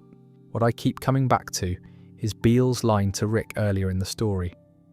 The most likely outcome, after all the fighting and killing and sacrifices, is that humanity loses. Beale believed that. He built the CRM around that belief. Everything the CRM did, Pittsburgh, Omaha, Portland, all of it, was done inside the logic of an institution that had concluded the most likely outcome was loss and was doing monstrous things to avoid it. Thorne dying says that Okafor was right. She doesn't say what Beale was wrong about, just that Okafor was right, which I think is the show's way of leaving that question open. Maybe the CRM's project was doomed from the start. Maybe an institution that hides atrocities from itself can't reform. Maybe Okafor's faith in the institution was misplaced.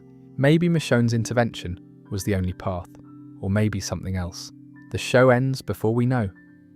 Let's spend a bit of time on Rick's specific experience inside the CRM, because it's one of the stranger narrative arcs in the franchise, and it does things that are worth understanding.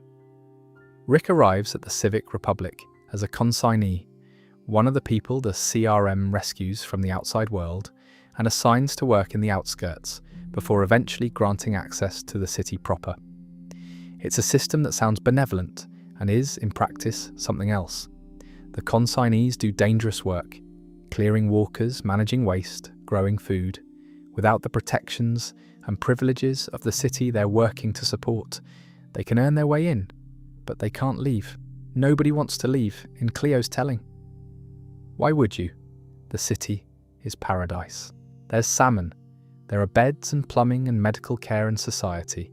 The idea of leaving paradise to go back to the world as it is now, You'd have to be either very motivated or very confused to want that. Rick is very motivated. He wants to get back to Michonne and his children. He has a life, a family, a reason that has nothing to do with the city or what it offers. And the CRM simply doesn't have a framework for this. Okafor tells him, for people like us, there's no escape for the living. Not because escape is impossible in a physical sense, but because the CRM's logic requires that nobody know where the city is, and therefore nobody who has been inside the system can be allowed to wander free. The compromise Okafor reaches, recruiting Rick into the frontliner program, keeping him inside the institution, giving him meaningful work and protection in exchange for his participation, is a solution that makes sense inside the CRM's logic. You can't let him leave. You can't kill him because that would waste potential. So you make him useful. What Rick does with that position over years is accumulate knowledge.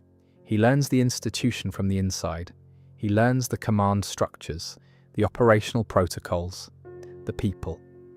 He maintains the fiction of participation while never fully surrendering the thing that makes him dangerous to the CRM, his intention to leave.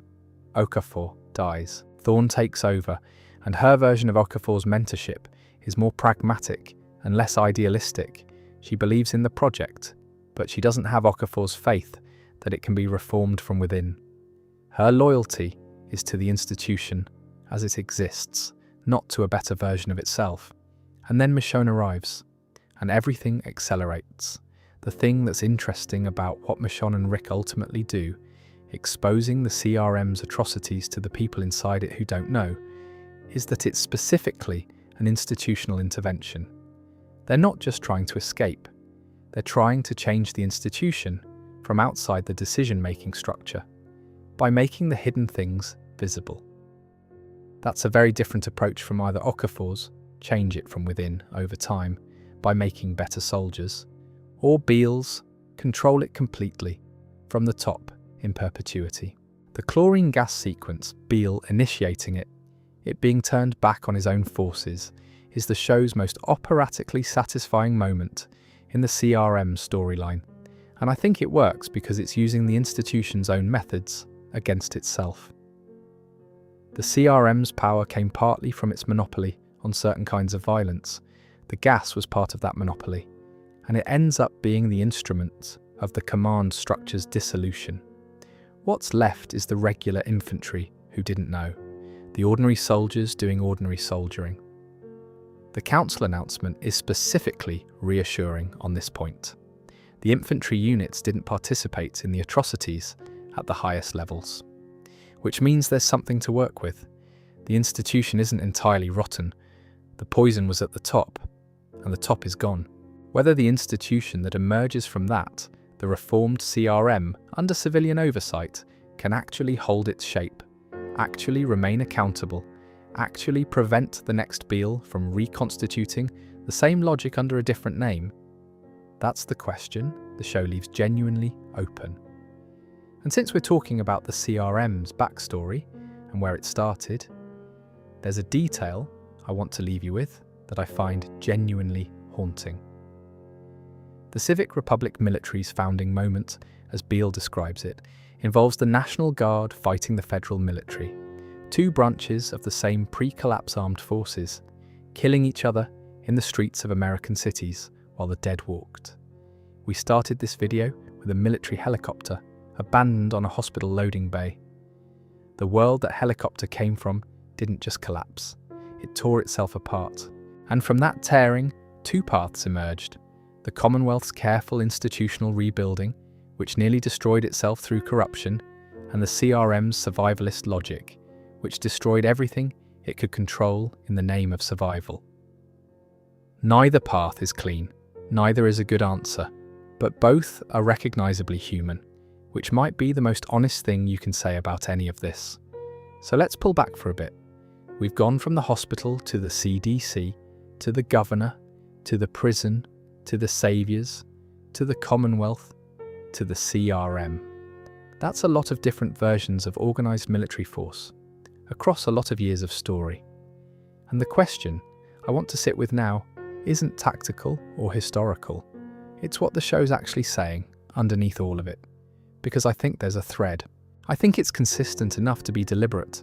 Every military force in The Walking Dead fails in the same basic way. Not at the same speed, not at the same scale, not with the same visible villains, but the same fundamental failure over and over again. It stops serving the people it was built to protect and starts serving whoever controls it. The federal military served an abstraction, clearing disease vectors, and in doing so, killed the people it was theoretically protecting. The QZs served the concept of order, and in doing so became prisons for the people they were supposed to shelter. The governor's forces served the governor and ceased to exist the moment he turned on them. The saviors served Negan and fragmented the moment his authority was disrupted. The Commonwealth's military served Pamela Milton and became the instrument of her corruption. The CRM served the Civic Republic's secrecy, and in doing so became capable of mass murder in the name of safety. In each case, the moment of failure is the same moment. It's the moment when the institution or the person who controls it decides that the people the institution exists to serve are either irrelevant or acceptable losses. And once that decision is made, the institution is no longer a military in any meaningful sense. It's just a concentrated capacity for violence, pointed in whatever direction the person at the top decides. Here's the thing about that pattern though. The show doesn't just document it, it also consistently shows you the exceptions, the individual soldiers who, inside corrupted institutions, chose differently. Shane barricades Rick's door. That's not nothing. He's leaving, yes, in circumstances that he believes justify it, but he takes the time to give Rick whatever small protection he can. He doesn't have to do that. Nobody is watching him do it. He does it anyway. Roberts lowers his gun. The moment the warden orders Roberts to execute unarmed civilians, Roberts chooses his conscience over his orders. He turns his weapon on the warden. He knows what that choice costs him in terms of the institution he's been operating inside. He makes it anyway. Mercer arrests Pamela. He's the most senior military officer in the Commonwealth at that point. He could have followed the order to maintain her position, to direct the herd toward the lower wards, to protect the estates and let the rest of the city fall. He refuses. He places her under arrest. He redirects the military toward actually protecting the people it exists to protect, even though nobody with higher authority than him is telling him to do this. Okafor protects Rick for years at personal cost because he believes in the possibility of institutional reform even when the evidence for it is thin. He doesn't survive, but the thing he was trying to do, the idea that individuals inside a corrupted institution can pull it back towards something better, that thread persists even after him. It persists through Rick and ultimately through what happens to the CRM. What these moments have in common is that they're private. They happen when nobody's watching, or when only the minimum number of people necessary are watching. Shane is alone in a hospital room. Roberts is in the middle of a chaotic confrontation. Mercer is making a call that contradicts his direct chain of command. Okafor is protecting someone the institution once removed. Conscience in this show is almost always a private act. It doesn't happen at podiums or in formal announcements. It happens in corridors, in the middle of chaos, when someone with authority over a weapon makes a choice about whether to use it. And that brings me to the thing I keep coming back to when I think about this whole thread. The show's proposition isn't that military institutions are irredeemably bad or that organised force is inherently corrupt. It's more specific than that. The proposition is that institutions are only as good as the individuals inside them who retain the capacity and the willingness to say no at the moment it matters. The QZs had people who followed orders into catastrophe. The governor's forces had Martinez and Schumpert, who watched the massacre and said nothing. The saviors had 100 people who chose compliance because it was safer than refusal. The CRM had Thorne, who believed in Beale's logic even when she saw where it led. And then it had Okafor, and Roberts, and Mercer, and Rick, And Michonne? There's no formula for which way any given person is going to go. The show doesn't pretend there is. It doesn't tell you that good people always resist and bad people always comply. It shows you the whole messy spectrum of human choice under extreme conditions, with some people finding lines they won't cross, and others finding that the lines move until they're behind them. Since we're on the topic of what connects all of this, there's a fun detail that I think is actually one of the show's quieter and more deliberate structural choices. The first soldier we see in the show is in the hospital, executing people who are turning. The last meaningful military figure we see in the CRM storyline is making a broadcast about free movement and civilian oversight of the armed forces. The first image of a soldier is someone killing without question in a crisis. The last image of an institution is one that's been forced violently to become accountable. That's not an accident. That's a story about what military force can become if the people inside it keep making the choice to refuse. It took the whole show. It took 11 seasons and 4 spin-offs and a story that started with a coma patient waking up alone in a ruined hospital. But there's a line from that empty helicopter on the loading bay to the civic republic finally, tentatively, pointing its military at something worth pointing it at. Whether that line goes anywhere useful, whether the CRM's reformulation holds, whether the Commonwealth's new order survives, whether any of the small acts of individual conscience that ran through all of this add up to something lasting, the show doesn't answer that. It leaves it open, the way things that matter tend to be left open. But the line is there. Let's talk for a moment about Rick himself as a figure in this military history, since we've been dancing around it all evening, and he deserves his own proper consideration. Rick is a sheriff's deputy, not a soldier, not a veteran, not someone who had any institutional military experience before the outbreak. His relationship to organised force is the law enforcement model, constrained, accountable, oriented toward community protection rather than combat effectiveness. And in the years after the collapse, what he does is try, repeatedly, to apply that model to situations it was never designed for. He takes the prison, he doesn't storm it, he clears it methodically, cell by cell, keeping people as safe as possible. He builds the council, he tries to negotiate rather than fight whenever the option exists, even when Shane thinks this makes him weak. He offers the governor alternatives at almost every juncture, even knowing the governor is dangerous. He wants, if possible, not to have to kill people. That instinct turns out to be both his greatest strength and the thing that keeps almost getting him killed.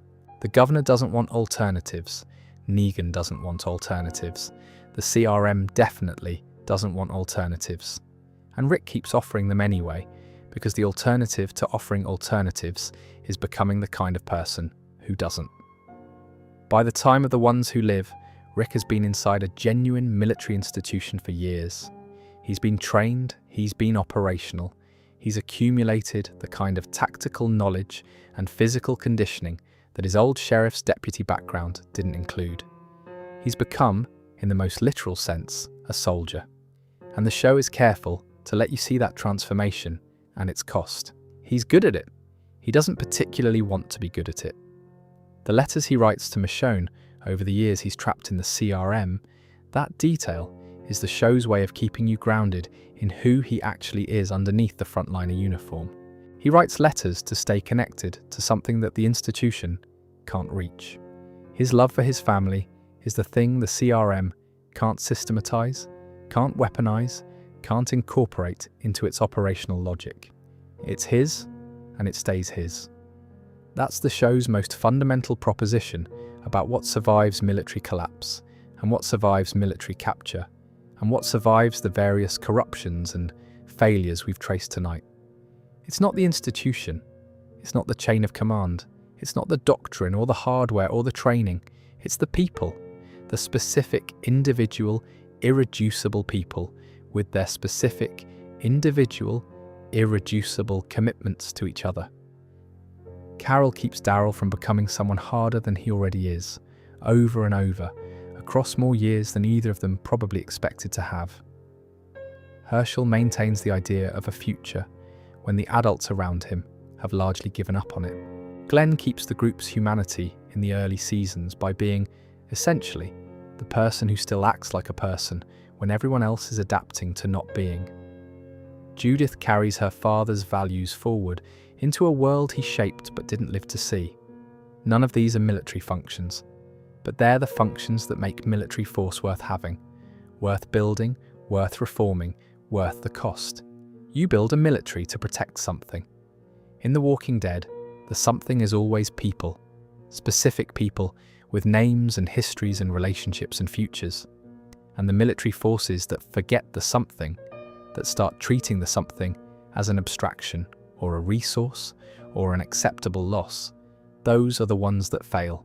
The QZ soldiers executing the infected were protecting someone's idea of order, not specific people.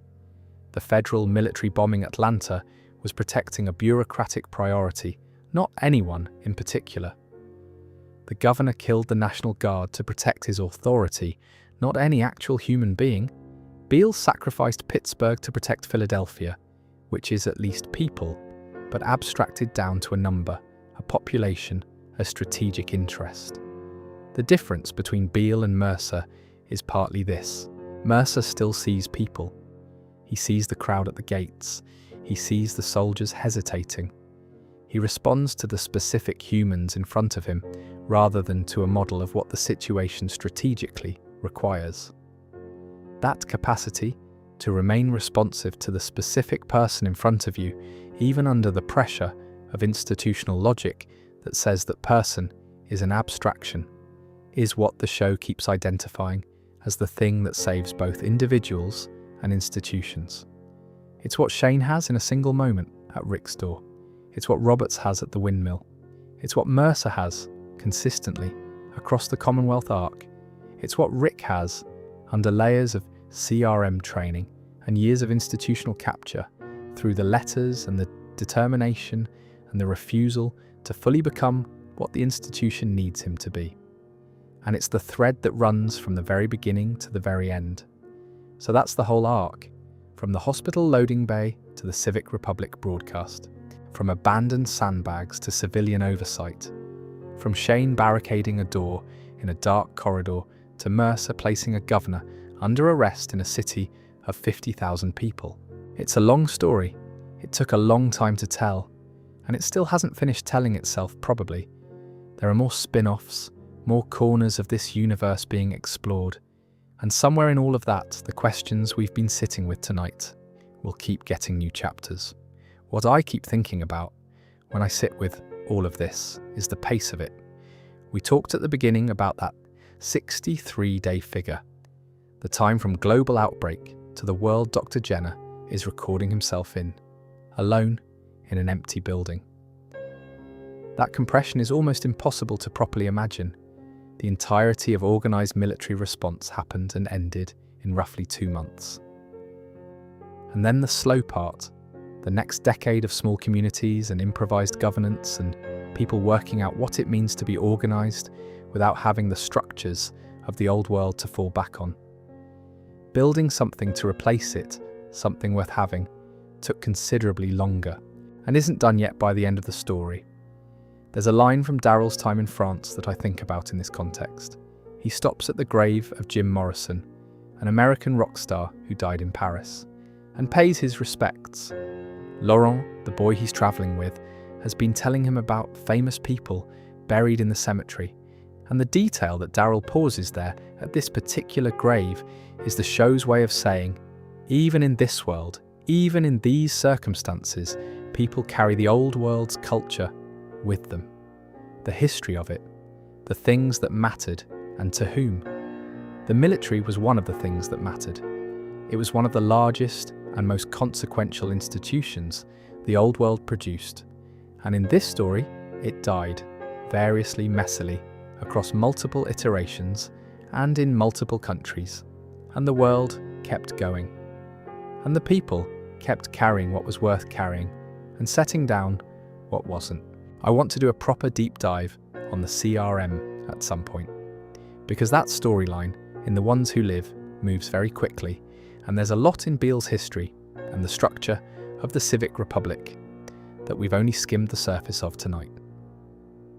The National Guard versus federal military conflict, the Second Civil War, as Beale calls it, is its own remarkable piece of this world's history and deserves more time than we gave it. And Daryl in France is its own separate military history, Genèse guerrillas, the pouvoir movement, the way authority reconstituted itself in a country that was dealing with the same collapse through a completely different cultural lens. Now that's a whole evening on its own, and I'm genuinely looking forward to doing it. But that's for another night. Tonight was about the military, about the institution that was supposed to protect the world, and what happened to it across every iteration the show presented, and what the people inside it chose to do when it stopped being able to protect anyone. The answer the show keeps arriving at in different registers and through different characters across many years of story is that the people are what matters. The institution is only ever as good as the people inside it, and the people, some of them, the ones the show chooses to follow, are better than the institutions they're trapped in. They make the private choices. They barricade the doors. They lower the guns. They refuse the orders that can't be refused. That's not a very tidy conclusion for a story about military collapse.